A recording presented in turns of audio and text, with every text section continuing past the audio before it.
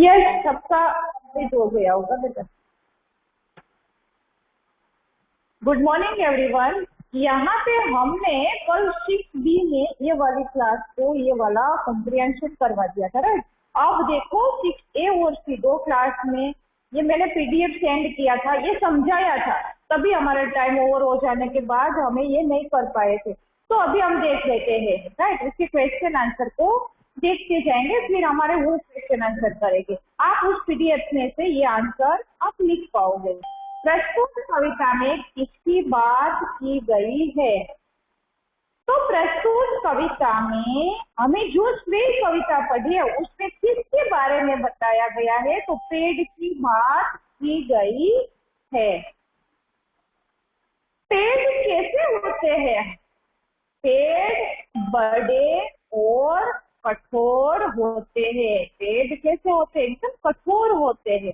उसको ऊपर आंधी, तूफान, बारिश आए या बिजली गिरे तो भी वो अपनी जगह को नहीं छोड़ता है। वो कोई भी परिस्थिति में, शायद ऋतु बदलती रहती है, लेकिन वो खुद अपनी जगह पे एक स्थिर खड़ा होता है। बड़े और कठोर है। नेक्स्ट देखो, समय आने पर कौन बदलता रहता है? तो जब समय आता है तब ऋतु ये बदलती रहती है। ऋतु चक्र, जैसे कि पहला है तो ठंडी की ऋतु आती है, फिर गर्मी की मौसम में गर्मी होती है और फिर बारिश होती है। तो ये ऋतु ये जो तीन है वो ऐसे ही बदलती रहती है।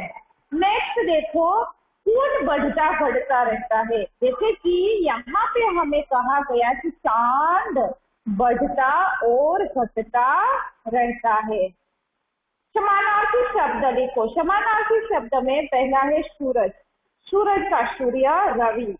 दूसरा देखो पानी, पानी का जल और नीर, राइट। ये हुआ हमारा फर्स्ट कॉम्प्रिहेंशन। देखो सेकंड कॉम्प्रिहेंशन भी हमें उसी ही चैप्टर का दिया गया है। और तुम सब चाहते हुए विनम्रता की हरियाली को ओढ़े लौह स्तंभ की तरह खड़े हो, अपनी जगह पर अड़े हो। तब इतना सुनने के बाद पेड़ अंदर से कांप उठा, क्योंकि उससे ये सहा नहीं गया। अनहोनी को भाप उठा और उसको पता चला कि पत्तियां जो थी, सूखी पत्ते, उसकी भी सनसनाहट बड़ी सर आवाज उसके कानों पर सुनाई दी कि झूठ हो रहा है, ये नहीं होना चाहिए, ऐसे उसको पता चला। देखो इसके कुछ क्वेश्चन यहाँ पे दिए गए, निम्नलिखित प्रश्नों के उत्तर लिखिए। तो फर्स्ट वन देखो, पेड़ विनम्रता की, पेड़ कैसी हरियाली को ओढ़े रहता है? पेड़ विनम्रता की हरियाली को ओढ़े रखता है। पेड़ किसके समान खड़ा है? पेड़ लौह स्तंभ के समान खड़ा है। वन वर्ड आंसर है, आप अपनी ओर से भी लिख पाओगे आसानी से या PDF से लिख ले। पेड़ ने बालक की बात सुनकर क्या भाप लिया? उसको क्या पता चल गया था? पेड़ ने जब बालक की बात सुनी तो वो अनहोनी को भाप लिया था कि ये अच्छी बात, अनहोनी जो नहीं होना चाहिए ऐसा उसने भाप लिया था। नेक्स्ट, पेड़ की पत्तियों से कौन सा शब्द गूंजा? पेड़ की पत्तियों से सर का शब्द गूंजा था। विलोम शब्द देखो, होनी, अनहोनी, अपना, पराया, है। तो ये वाला दो चीज जो है वो आप अपनी ओर से, आपने शायद PDF देखा होगा तो लिख लिया होगा, नहीं देखा है तो कल मैंने सेंड किया था, कल की डेट पे वो आप लिख लेना, राइट। अब हम देखेंगे नेक्स्ट, ये वाली एक्सरसाइज भी मैंने अब रिपीट कर लेते हैं, मैंने करवाई थी। आज का होमवर्क आपका शब्दार्थ B वालों का शायद हो गया, A में बाकी है, तो उसके लिए आज के होमवर्क में होमवर्क लिखो, आज की डेट लिखो, आज के लिए मौखिक प्रश्न के उत्तर और शब्दार्थ, ये दो एक्सरसाइज आपको करनी है। और इसका मैं PDF सेंड करूंगी तो सारे क्वेश्चन आंसर करूंगी, जितना आप कर सको उतना करना है, कंपलसरी इतना करना है। कितना? ये वाला 3 क्वेश्चन आंसर आपको कंपलसरी करना है, राइट।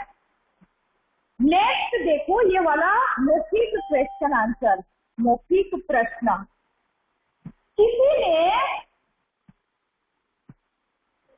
क्यों कहा कि पेड़ अपनी जगह पर अड़ा हुआ है? ऐसा किसी ने कहा है, तो क्यों कहा है कि पेड़ अपनी जगह पर अड़ा है? तो हम यहाँ पे कह सकते हैं कि जैसे कि किसी ने ये सही कहा है कि पेड़ अपनी जगह पर अड़ा है। पेड़ की मजबूत कितने होता है? आंधी या पानी, कोई भी तूफान आए तो भी उसको हिला नहीं सकते हैं। वह सिर ऊंचा करके सीधा अपनी जगह पर खड़ा है। क्यों कहा? क्योंकि वो मजबूत होता है। मजबूत होने से आंधी और पानी उसको कोई हिला नहीं सकते हैं, उसका कोई असर नहीं होता है, इसलिए वह सीधा खड़ा रहता है। पेड़ किसकी तरह खड़ा है? यहाँ पे देखो पेड़ किसकी तरह खड़ा है? तो पेड़ लौह स्तंभ की तरह सब कुछ सहता हुआ सिर ऊंचा और मजबूती से अपनी जगह पर खड़ा है। पेड़ लौह स्तंभ की तरह सब कुछ सहता हुआ सिर ऊंचा किए मजबूत, एकदम पेड़ की मजबूती देखो, कोई इसको हिला नहीं सकते हैं। देखो आराम से उसकी टहनी को हम तोड़ सकते हैं, उसके जो लीफ होते हैं उसको हम खींच के तोड़ सकते हैं, लेकिन पूरे पेड़ को हिलाना हमारे बस इतना मजबूत होता है। तो पेड़ लोह स्तंभ की तरह, लोहे का स्तंभ पता है ना कैसा होता है? लोह स्तंभ का रूप में उसको बताया है पेड़ को। लोहे के स्तंभ की तरह वह एकदम सब कुछ सहता हुआ मजबूती से अपनी जगह पर खड़ा है। पेड़ ने क्या भाप लिया? पेड़ को क्या पता चल गया था? तो यहाँ पे पेड़ ने पत्तियों की सरसराहट की आवाज सुनकर भाप लिया कि कोई अनहोनी होने वाली है, और इसीलिए जब वो झूठी, स्वयं को ये झूठा श्रेय नहीं चाहिए, इसलिए वो घबरा गया। पेड़ को जो अनहोनी होने वाली है उसका पता पत्तियों की सरसराहट आवाज से पता चल गया था, और ये अनहोनी उसके लिए उसको वो झूठा श्रेय उसको नहीं चाहिए था, इसलिए उसका पता उसको चल गया था, राइट। चलो ये 3 एक्सरसाइज के 3 क्वेश्चन आपको होमवर्क में करने हैं। नेक्स्ट एक्सरसाइज आपको इसमें ही करना है, ये वाला एक्सरसाइज हम इसमें ही रखेंगे, उसको कोई और बुक्स में नहीं लिखना है, ये वाला टेक्स्ट बुक में ही हम टिक करेंगे। चलो नेक्स्ट, इसमें आपको विकल्प दिए गए हैं, वो टिक करना है, वो शायद आपका हो गया लेकिन रिपीट करते जाएंगे। पेड़ कैसी स्थिति में सीधा खड़ा है? पेड़ आंधी पानी में भी सीधा खड़ा है। पेड़ किसकी हरियाली ओढ़े खड़ा है? पेड़ हमेशा विनम्रता की हरियाली को ओढ़े खड़ा है। पेड़ क्या नहीं लेना चाहता? पेड़ उसको झूठा श्रेय नहीं लेना चाहता था, क्योंकि पेड़ को क्या लग रहा था कि जो हमारे जड़ों को पकड़ के जिसने रखा है वो मिट्टी को श्रेय मिलना चाहिए कि जिसने हमें संभाल के रखा है। जो वो हमें नहीं पकड़ के रखती मिट्टी, तो हम उखड़ कर गिर जाते। उसने हमें पोषण दिया है, उसके द्वारा हम बड़े हुए हैं उसके पोषण से, तो वो अपनी ओर से झूठा श्रेय लेना नहीं चाहता है। जैसे कि हम मनुष्य है तो किसी न किसी सहारे हम एक दूसरे को मदद करते हैं, हम कुछ नहीं करते हैं, हमारा जो रखवाली है वो खुद भगवान करते हैं। अच्छा बुरा जो भी होता है वो भगवान के रूप से भगवान ने हमें भेजा है, वो जैसा करवा रहे वैसा हम उसके द्वारा कर रहे हैं। तो ये झूठा श्रेय हमें नहीं चाहिए। कोई हमारी तारीफ करे, झूठी तारीफ हमको पसंद नहीं है, हमें अंदर से ऐसा लगता है कि ये झूठी तारीफ हो रही है, तो वो हम नहीं सह सकते। इसलिए जो सच करते हैं वो सच को ही हमें साथ में रख के काम करना है। नेक्स्ट क्वेश्चन आंसर देखो, लिखित क्वेश्चन आंसर।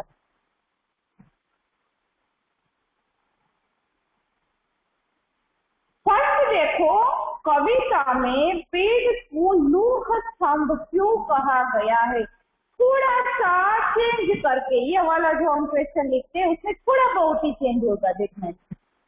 तो इस कविता में पेड़ को लौह स्तंभ इसलिए कहा गया है क्योंकि इस पर आंधी पानी का कोई असर नहीं होता है और वह अपनी जगह पर अडिग खड़ा रहता है।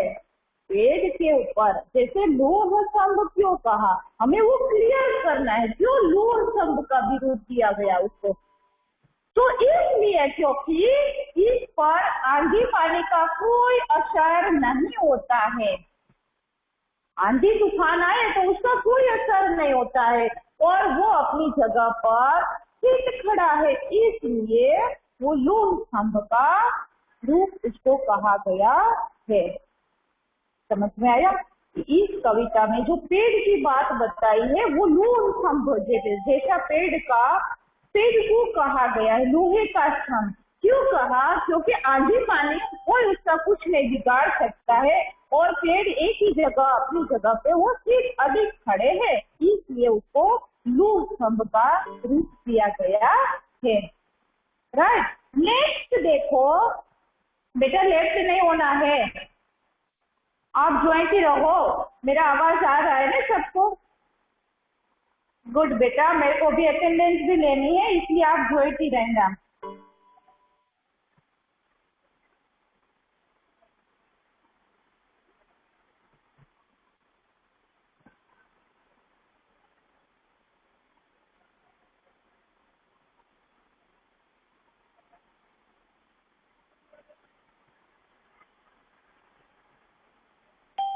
वन मिनट बेटा।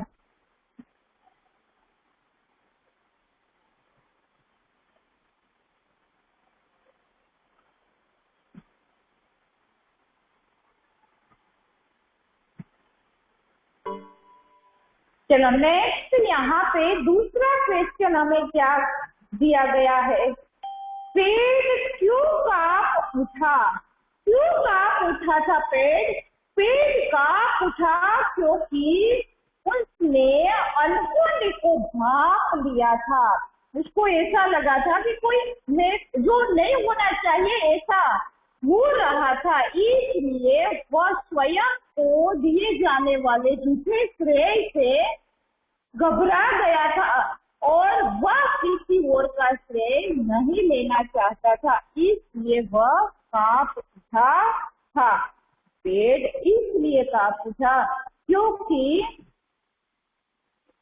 उसको पता चल गया था कि कुछ अनहोनी हो रही है और वह झूठा श्रेय लेना नहीं चाहता था,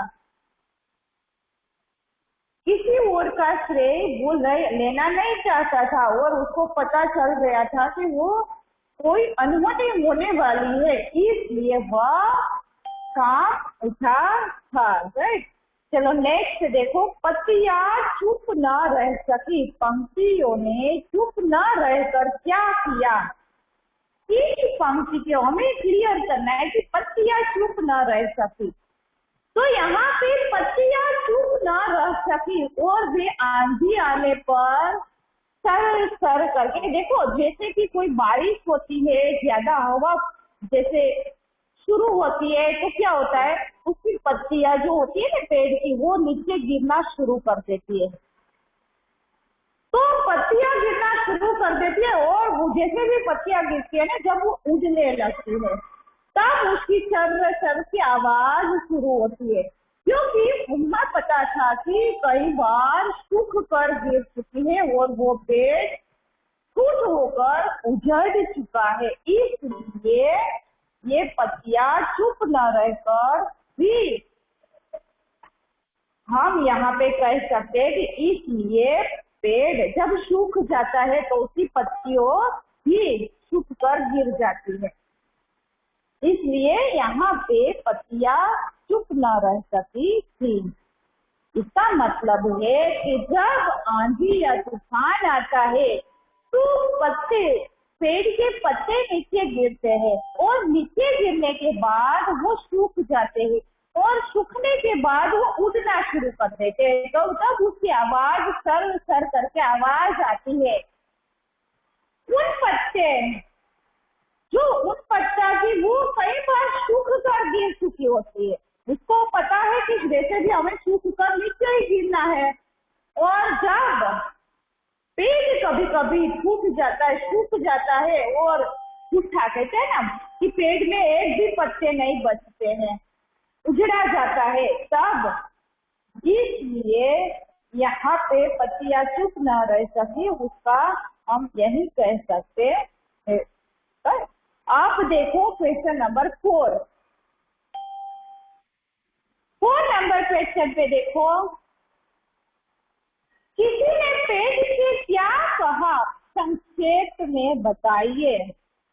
हमें उसका क्या कहा गया है पेड़ के बारे में, तो हमें पेड़ के बारे में जो बताया गया उतना ही बताना है, पूरे पोयम का नहीं बताना है। हम यहाँ पे कह सकते हैं कि किसी ने पेड़ से कहा था कि तुम बहुत बड़े हो, तुम बहुत मजबूत हो, आंधी पानी या वर्षा में आंधी आती है, पानी बरसता है आप पर, तो भी आप सीधे खड़े हो। ऋतुएं बदलती है, बिजली का गिरना आपके ऊपर होता है, फिर भी आप लौह स्तंभ की तरह अड़े हो। 4 लाइन में आपको छोटे छोटे सेंटेंस में लिखना है। पहला हम क्या लिख सकते हैं, आंधी, जैसे कि पेड़ को किसी ने कहा है कि तुम बड़े भी हो और मजबूत भी हो। एक लाइन हो गया बड़े होना और मजबूत होना। और दूसरा हम लिख सकते हैं आंधी पानी में तुम सीधे खड़े हो, वर्षों तक तुम सीधे ही खड़े रहते हो, आंधी आए तूफान आए तो भी। ये दूसरी लाइन पे। तीसरी, जब ऋतुओं का बदलना होता है, कभी कभी बिजली का गिरना होता है, तो इस सब में भी आप उसको सहते हुए अजीज हो। और लास्ट में कहा गया कि तुम लौह स्तंभ की तरह खड़े हो। लौह स्तंभ का विरोध उसको दिया गया, तो 4 वाक्य में हम उसको लिख सकते हैं। पहला लिखेंगे कि बड़ा भी है और मजबूत भी है, आंधी पानी और बारिश में भी वो सीधा खड़ा रहता है, और ऋतु का बदलना, बिजली का गिरना भी उसके ऊपर कोई असर नहीं करता है, उसको भी सह लेते हैं। और लास्ट में लौह स्तंभ की तरह खड़े हैं। राइट, ये हो गया हमारा 4th क्वेश्चन। नेक्स्ट देखो,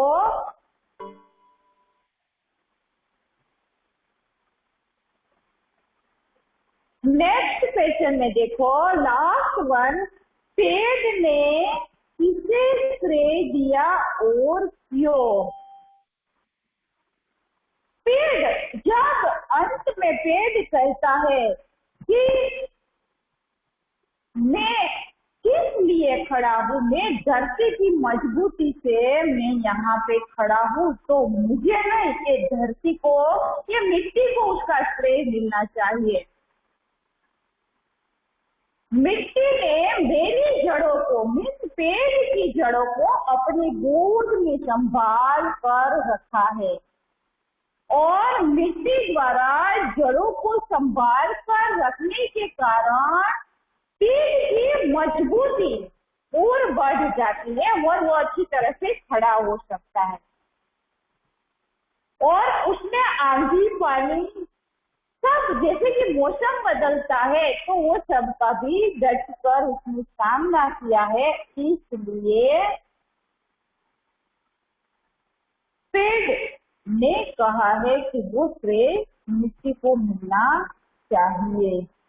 फिर से रिपीट करती हूँ, देखो, क्योंकि पेड़ का कहना है कि मेरी जड़ों को अपनी गोद में संभाल कर इस धरती की जो मिट्टी है उसने संभाल कर रखा है।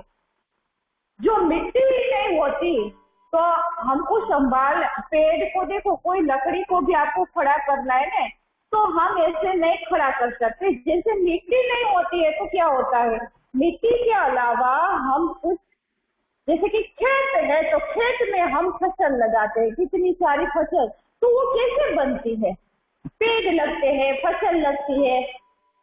तो ये सब मिट्टी के द्वारा हमें पोषण मिलता है और पोषण मिलने से उसका विकास होता है और उसी से वो अपने सहारे खड़ा, अपनी मजबूती को लेकर वो खड़ा रह सकते हैं। तो यहाँ पे भी पेड़ ने किसे श्रेय दिया और क्यों? पेड़ ने उस मिट्टी को इसलिए श्रेय दिया क्योंकि उसको पता है कि ये मिट्टी ने मेरी जड़ों को, पेड़ की जड़ों को अपनी गोद में संभाल कर रखा है। मिट्टी द्वारा जड़ों को संभाल कर रखने के कारण पेड़ इतनी मजबूती से यहाँ पे खड़ा रह सकता है। तो आंधी, तूफान या कोई बिजली उसको कुछ नहीं बिगाड़ सकती है। बदलते मौसम का भी वो डट कर सामना कर सकता है। राइट, ये हुआ हमारा क्वेश्चन नंबर 1, 2, 3, 4, 5 क्वेश्चन हमारा कंप्लीट हो गया। चलो, इसमें किसी को कुछ डाउट नहीं समझ में आया, ऐसा कुछ है?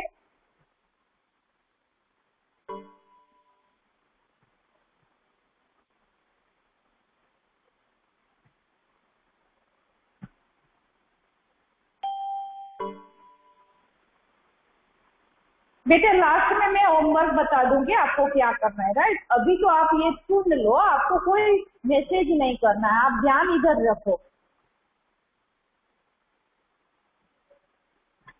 प्राची, लास्ट 5 मिनट, अभी हम थोड़ा बहुत आगे भी देख लेते हैं। राइट, चलो, ये हुआ हमारा एक्सरसाइज नंबर 3 कंप्लीट। ओके, अब हम देखेंगे नेक्स्ट 1-2 क्वेश्चन इसके देख लेते हैं, फिर हम दूसरी बार भी रिपीट कर लेंगे। अभी हमारे पास थोड़ा टाइम है, 20 मिनट का टाइम है, कोई नहीं लिखेगा कि मैम टाइम हो गया। राइट, ओके ओके शिया बेटा, गुड। चलो, कैसे पता चलता है कि पेड़ अपनी जगह पर अड़ा हुआ है? हमें कैसे पता चलेगा कि पेड़ अपनी जगह पर अड़ा है? तो यहाँ पे हम कह सकते हैं कि पेड़ कई वर्षों से एक जगह पर खड़ा रह सकता है। जो सब में एक जैसा ही आपको लगेगा, कैसे में थोड़ा बहुत डिफरेंस आएगा, बाकी तो आगे जो हमने देखा है उसमें से आंधी आए या तूफान आए, ऋतु बदलती रहती है, बिजली गिरती है, तो ये सारी बातों का उल्लेख जब पेड़ है तो ये होता ही, इसमें आएगा ही, लोह स्तंभ की तरह। तो यहाँ पे भी सेम, जैसे कि हमने आगे देखा उसी में से ही पेड़ कई वर्षों से एक ही जगह पर खड़ा रह सकता है।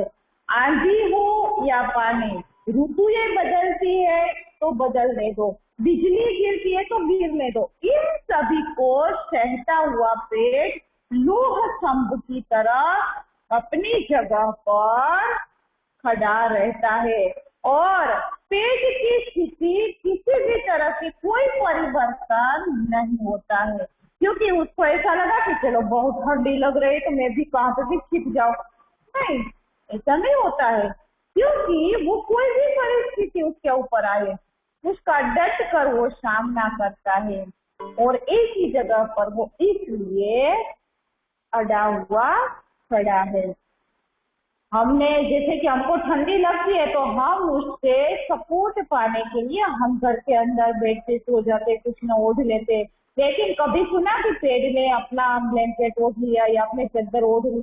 ऐसा कभी नहीं हुआ है। वो अपनी जगह पे जैसे जिस रूप में उसको कोई भी आंधी तूफान कोई कुछ नहीं बिगाड़ सकता है, वो उसका डट कर सामना करता है।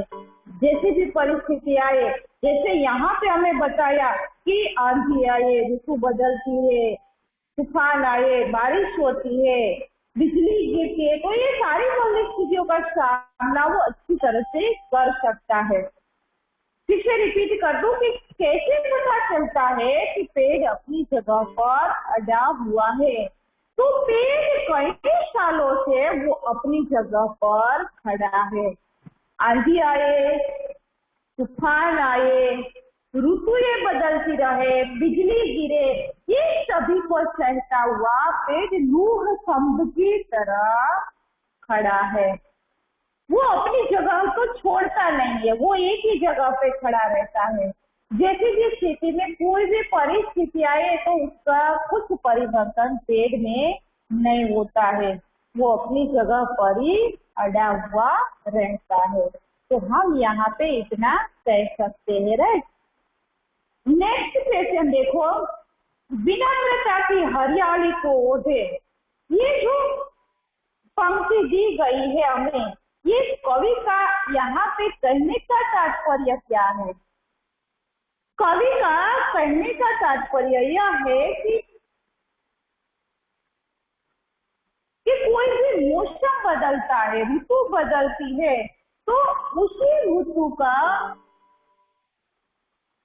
उसके ऊपर कोई असर नहीं होता है। जैसे कि आंधी आती है, पानी आता है, तो उसमें वो झोलते हुए भी कोई कभी भी वो अपनी शिकायत नहीं करता है। वह सभी प्रकार की विपरीत परिस्थितियों को भी सहन करता है। जो कुछ भी हो रहा है उसमें हमें ऐसा लग रहा है कि वह अपनी हरियाली को बनाए रखता है, इसलिए उसकी विनम्रता की परिचायक है। हम उसको इस तरह से पहचान सकते हैं। विनम्रता को ओढ़ना और उसके विनम्रता को संभालना भी इतना आसान नहीं है। देखो यहाँ पे विनम्रता की हरियाली को ओढ़े, कवि का कहने का तात्पर्य यह है कि किसी भी मौसम में उसकी हर मार सहता हुआ, कोई भी मौसम आए तो उसको, जब सर्दी, गर्मी या बारिश तीनों मौसम आती है तो मौसम का मार वो सहता रहता है, कभी किसी की शिकायत वह नहीं करता है। विपरीत परिस्थिति को सहन करना और फिर उसमें भी अपने को संभाल के रखना, वही सच्ची विनम्रता की हरियाली कहा गया है, वही उसकी पहचान है, राइट। अब देखो नेक्स्ट, अनहोनी को भाप उठा। यहाँ कवि का किन अनहोनी की बात कर रहा है? कवि कौन सी ऐसी अनहोनी की बात यहाँ पे कर रहा है?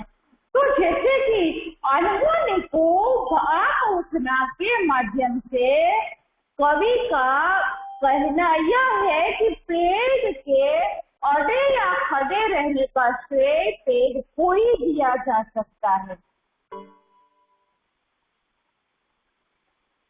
और जैसे पेड़ को मालूम हुआ है कि ये मिट्टी का जो श्रेय है वो मुझे मिल रहा है, तो ये मिट्टी ने मेरी जड़ों को संभाल कर रखा है,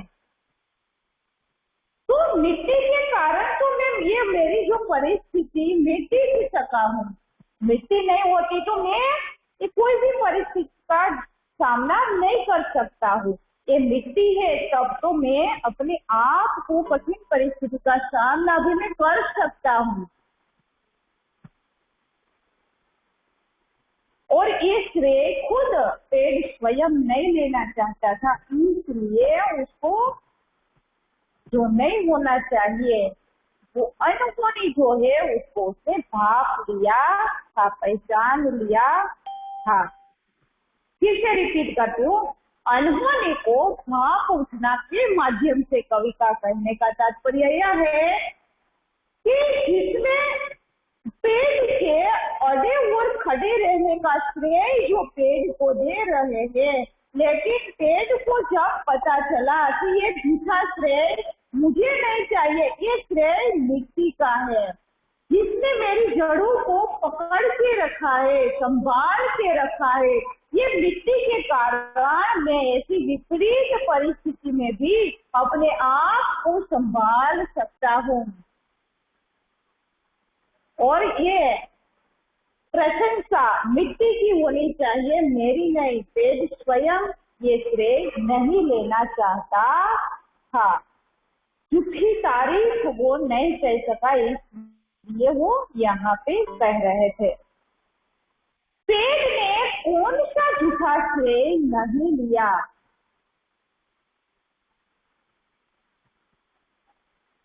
जैसे कि पेड़ ने निरंतर अपनी जगह पर टिके रहने का, अपने विपरीत स्थितियों में भी अपने स्थान पर अड़े रहने का श्रेय पेड़ ने स्वयं नहीं लिया, क्योंकि वो जानता है कि ये झूठी बात है। पेड़ कभी भी वो अपनी प्रशंसा की वास्तविक श्रेय मिट्टी को मिलना चाहिए। उसको पता है कि जैसे कि पेड़ जड़ों से कभी कभी टूट जाता है, कभी कभी उसकी टहनियां टूटती है, तो ये सारी बातों को लेकर वो अपने को, खुद को, अपने जड़े को बांध कर, संभाल कर बड़े हो जाने के बाद भी किसी भी कारण पेड़ अपनी जगह पर खड़ा रहा, अड़ा रहा और टिका रहा था। इसलिए वह अपना झूठा श्रेय लेना नहीं चाहता था। पेड़ ने कौन सा झूठा श्रेय नहीं लिया? जब वो खुद के ऊपर उसने जो भी काम किए हैं, जैसे कि उसका क्या निरंतर अपनी जगह पे रहना, कोई भी परिस्थिति आई है उसका डट कर सामना करना, अपनी झूठी प्रशंसा वास्तविक वो मिट्टी को देना चाहता था, खुद नहीं लेना चाहता था। और जिसने पेड़ की जड़ों को पकड़ कर रखा है, बांध कर रखा है, तो वही उसकी प्रशंसा होनी चाहिए, मेरी नहीं होनी चाहिए। क्योंकि मैं तो हूँ, तो किसकी वजह से हूँ? वो मैं तो मिट्टी की वजह से यहाँ पे खड़ा हूँ, अड़ा हूँ और नहीं गिरा हूँ, तो वह मिट्टी की प्रशंसा से मैं यहाँ पे खड़ा रह सकता हूँ। राइट, लास्ट हम एक है देख लेते। राइट, यदि पेड़ दिया गया श्रेय स्वयं ले लेता तो आप पेड़ के बारे में क्या सोचते? क्योंकि वो बात भी गलत नहीं है, पेड़ को यदि श्रेय दिया जाता तो हम कुछ इसमें गलत नहीं सोचते। वास्तव में पेड़ खड़े रहने में मुख्य भूमिका मिट्टी की रही है। ऐसी स्थिति में ही यदि सोचता है पेड़ कि बड़ा ही स्वार्थी एवं अहंकारी प्रवृत्ति का है, सच जानते ही हमें उसकी झूठी प्रशंसा ले रहा है, वह झूठा श्रेय ले रहा है, मैं उसी अच्छी दृष्टि से नहीं देखता। क्योंकि हम सब ऐसे ही सोचते हैं। यहाँ पे कवि का मानना ऐसा है कि वास्तव में पेड़ ने जो ये श्रेय ले लिया होता तो हम उसको अहंकारी और स्वार्थी कहते हैं कि ये अहंकारी स्वार्थी है, उसने झूठा श्रेय लिया है, झूठी प्रशंसा, तो हम उसको अच्छी दृष्टि से नहीं देखते। कवि का मानना ऐसा है। हम तो अच्छे ही मानते कि पेड़ तो हमारे लिए अच्छे हैं। ये शायद हम भी देखो, हम किसकी वजह से यहाँ पे खड़े हैं। हमारे ऊपर भी बहुत सारे लोगों का उपकार है। कितने लोगों के हमारे ऊपर उपकार होता है। देखो, आपको पहले तो यहाँ पे आने के लिए भगवान ने सोचा होगा कि आपको जन्म लेना है, राइट। फिर अपने पेरेंट्स में उसके अलावा आपका जन्म हुआ है तो वो आपका, उसने भी आपको संभाला है, बड़ा किया है, पढ़ाई करवाई है। धरती माँ है जिसने भी हमें संभाल के रखा। बहुत सारे लोग हमारे आसपास में कि जिसके द्वारा हम कुछ नहीं कर सकते। हम जो सोचे, हम कैसे सोचते, कैसे करते, वो सारी बातों का ध्यान खुद हमें भगवान करवाते हैं। हमें उसका धन्यवाद, समझो तो धन्यवाद मानना चाहिए कि हमें अच्छा सा जीवन देकर, अच्छा सा, जैसे कि पशु पक्षी प्राणी है तो उसको वाचा नहीं दी गई है, उसको भी दिमाग तो उसको भी दिया है। तो हम उसके बारे में सोचे तो हम कितने नसीबदार है। हम जो सोचे वो कर सकते हैं, बता सकते हैं अपने फीलिंग, जो भी हम वाचा है उसके द्वारा हम अपनी बात को बता सकते हैं। पशु पक्षी का क्या होता है, देखो उसको भी जीव तो उसमें भी है, पेड़ पे भी है, सब लिविंग थिंग और नॉन लिविंग हम पढ़ते ही है। तो जितनी भी चीजें हैं तो हमें उसका धन्यवाद करना चाहिए कि हमें अच्छी तरह से मिली है और हम अच्छी तरह से रह रहे हैं। राइट, तो यहाँ पे हुआ हमारा ये वाला टिप्स। मुझे पता ही है बेटा, वेट टिप्स। राइट, मुझे पता है कि टाइम क्या हुआ है। आज का होमवर्क आपको मैं पीडीएफ सेंड कर रहा हूँ, ये वाला एक्सरसाइज एक लिख लेना है। राइट, होमवर्क में आपको मौखिक क्वेश्चन आंसर एक्सरसाइज नंबर 1 लिखना है और जिसका शब्दार्थ नहीं हुआ उसके साथ में शब्दार्थ भी करना है। शब्दार्थ 5-6 है वो लिख लेना और फिर ये वाली एक्सरसाइज मैं आपको पीडीएफ सेंड करती हूँ, फिर उसमें से कॉपी कर लेना। ओके, चलो आज का यहाँ पे हमारा क्लास कंप्लीट हो गया है। किसी को कुछ डाउट, आज मुझे भी अच्छा लगा है, तीनों क्लास में साथ में क्लास हुआ है और अच्छी तरह से आप सबको भी समझ में आएगा। कुछ डाउट है तो फिर बता देना। राइट, ओके बेटा, कुछ डाउट किसी को? सेम टू यू बेटा, नो डाउट। ओके, चलो ठीक है, नेक्स्ट मेरा फिर 6 में है। चलो अब बाय।